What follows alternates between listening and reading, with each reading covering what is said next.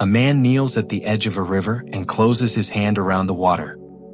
For a moment he holds something. Then his fingers open on their own, and the river is already gone. Already somewhere else. Already becoming the sea it was always becoming. This is not a story about a man. It is a story about a hand. Somewhere in every life, there is a version of that hand. Closing around a plan, a person, a version of tomorrow that has not happened yet.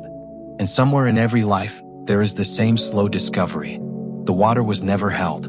It was only passing through. There is an old habit in the human body of mistaking grip for love and force for care. We call it ambition when it is pointed at ourselves. We call it discipline when it is pointed at our days. We call it protection when it is pointed at the people we love. And underneath all three names is the same clenched fist trying to keep a river from being a river. It is worth asking quietly without judgment. What does it cost to hold on this tightly? Think of the way a hand tires, long before the mind admits it is tired. A gardener pulling at a root that will not come loose. A driver gripping a wheel through a road with no turns left in it. The knuckles pale first, then the shoulder, then something further in, some quieter muscle that has been clenched so long, it no longer remembers what it felt like to be open. No one teaches this grip on purpose. It arrives early, the way weather arrives, through a household where love and worry were never separated, through a world that rewarded the tightened jaw and called it strength. By the time anyone thinks to question it, the hand has already been closed for years. It closes around the future the way it once closed around a favorite object, afraid that if it opens even for a second, everything inside will spill and be lost. Because the body knows something the mind resists. A closed hand cannot receive anything new. It can only keep what it already has. And even that, imperfectly, because grip is not the same as possession. You can hold a handful of water for a long time and still lose it, drop by drop, through the very fingers meant to keep it in. There is a tension that lives in the jaw when a person is trying to force an outcome. A tightness behind the eyes when a plan begins to bend. A held breath, almost unnoticed, in the seconds before something uncertain happens. The body braces the way it would brace against a fall, even when nothing is falling. Even when nothing was ever meant to be caught. This is not a story about failure. Failure is what happens when the wrong grip finally lets go. This is a story about the grip itself. Where it comes from, what it protects, and what might be possible on the other side of loosening it. Not surrender. Not the absence of care. Something else. A way of moving through a life without needing to steer every current in it. A way of building a home on a riverbank instead of trying to dam the river. What would it feel like to want something fully and still let it move without your hand around its throat? You already knew. Picture the river again, but now picture what happens when it is forced. A channel cut straight through a curving valley. Concrete banks where there used to be reeds and slow bends. Engineers with good intentions, wanting the water to behave, to arrive on schedule, to flood nothing and surprise no one. For a while it works. The river moves faster, straighter, more efficient. And something in that efficiency feels like mastery. But rivers were never meant to be efficient. A river slows down in its curves on purpose. It floods a plain on purpose, feeding soil that has waited all year for that exact overflow. A straightened river moves fast in the wrong sense. It carries less life with it, because it has been stripped of the very unpredictability that made it fertile. This is the first layer of the illusion. The world resists a hand that tries to straighten it. Forests that are managed instead of tended, grow sick in ways that untouched forests do not. Coastlines armored against erosion, erode somewhere else instead, because water finds another place to be water. Control does not remove the wildness. It only moves the wildness downstream, where it becomes someone else's flood. Fishermen along a straightened river notice this first, long before any engineer will admit it. The fish that used to spawn in the shallow bends stop coming because the bends are gone, and a river with no slow water is a river with nowhere for anything young to grow. The banks, stripped of reeds, stop holding soil in place, and every hard rain carries a little more of the valley into the sea. What looked like order from above was only complexity pushed somewhere the eye could not follow it. There is a strange comfort in that failure, if it can be looked at honestly. It means the wildness was never the true enemy. The wildness was the reason the river fed anything at all. The curve, the flood, the unpredictable overflow that fertilized a field no engineer had planned for. Force does not defeat this kind of aliveness. It only relocates it, unrecognized, to wherever the pressure finally has to go. Somewhere, a committee meets to decide how straight a river should be. And somewhere else, entirely without meaning to, they are deciding how much life a valley is allowed to hold. No one in that room intends harm. Everyone in that room believes they are solving a problem. This is the trouble with control at any scale. It rarely announces itself as control. It arrives dressed as good sense. And here the image begins to change shape, because the same pattern lives closer than any river. Think of the ways a life gets managed instead of lived. A calendar filled edge to edge so that nothing unplanned has room to enter. A conversation steered toward a conclusion already decided before it began. A child guided so carefully toward a version of success that there is no space left for the child to discover their own. None of this looks like force from the outside. It looks like care. It looks like responsibility. It wears the clothing of love while performing the function of a dam. Consider the friend who plans every gathering down to the minute so that nothing unscripted has room to happen. No wrong turn, no long silence, no surprise. The gathering is pleasant. It is also, quietly, a little lifeless, the way a straightened river is pleasant to look at from a bridge and lifeless to swim in. Consider the manager who cannot delegate a task without rewriting it afterward to match an image already fixed in their mind. The work gets done. The people doing it slowly stop offering anything of their own, because nothing of their own was ever going to be welcome. This is the quiet arithmetic of control. It purchases short-term order at the price of long-term aliveness. A garden pruned into perfect symmetry stops producing the wild, asymmetrical fruit that made it worth tending in the first place. A life pruned into perfect predictability stops producing the moments that make a life worth telling anyone about later. There is a particular kind of exhaustion that comes from this. The tiredness of holding a shape in place that wants to move.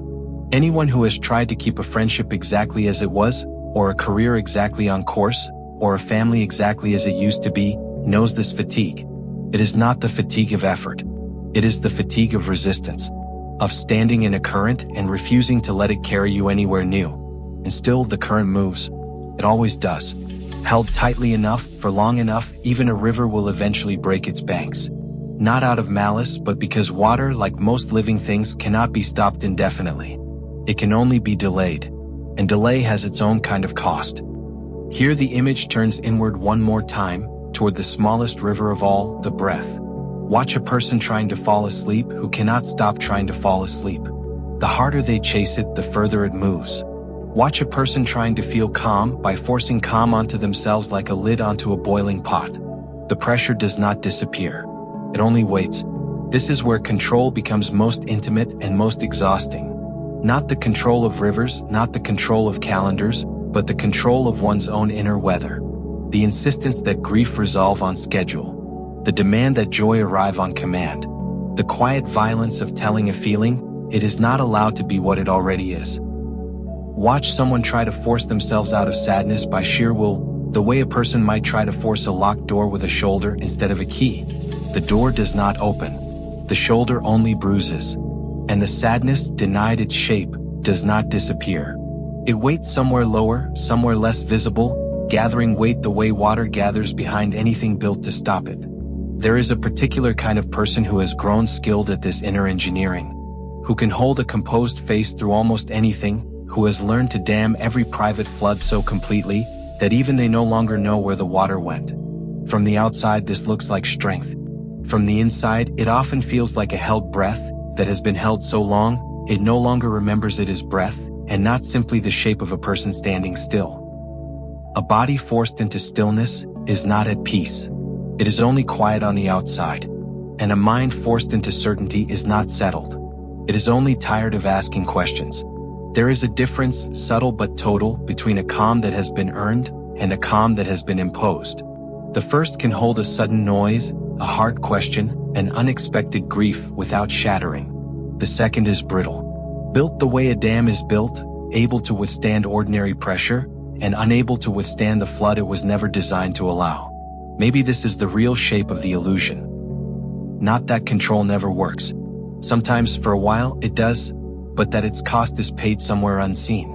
In soil that stops absorbing floods, in relationships that stop being able to surprise us, in bodies that forget how to rest without being told to. The dam holds.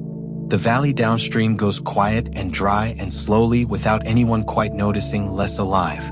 There is another way to stand near a river. Not gripping it.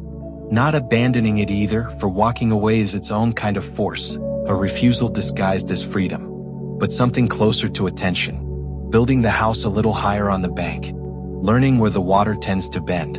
Letting the plan hold you loosely enough that reality can still get a hand in edgewise. This does not mean life without structure. A riverbed is a structure. It simply moves. It means holding a shape the way water holds a shape. Fully, completely, and only for as long as the ground allows it. A cupped hand instead of a closed fist. Full contact. No grip. What follows are not instructions. They are invitations. Small, ordinary places to test this loosening without needing to believe anything in particular about rivers or hands or fate. The first is simple. Sit somewhere quiet and make a fist.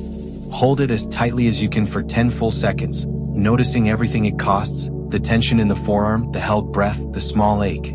Then let it open slowly and notice what that costs instead. Almost nothing. Some people find in that difference a kind of answer their mind had been arguing about for years. The fist is not wrong to exist. It simply was never meant to be a permanent shape, held long after the danger it was bracing for has passed. The second is a question carried through an ordinary day. Somewhere in the next few hours, notice one moment of gripping. A conversation you are steering, an outcome you are pushing toward, a feeling you are refusing to let finish arriving. Just notice it. No need to fix it. Attention on its own tends to loosen what force cannot.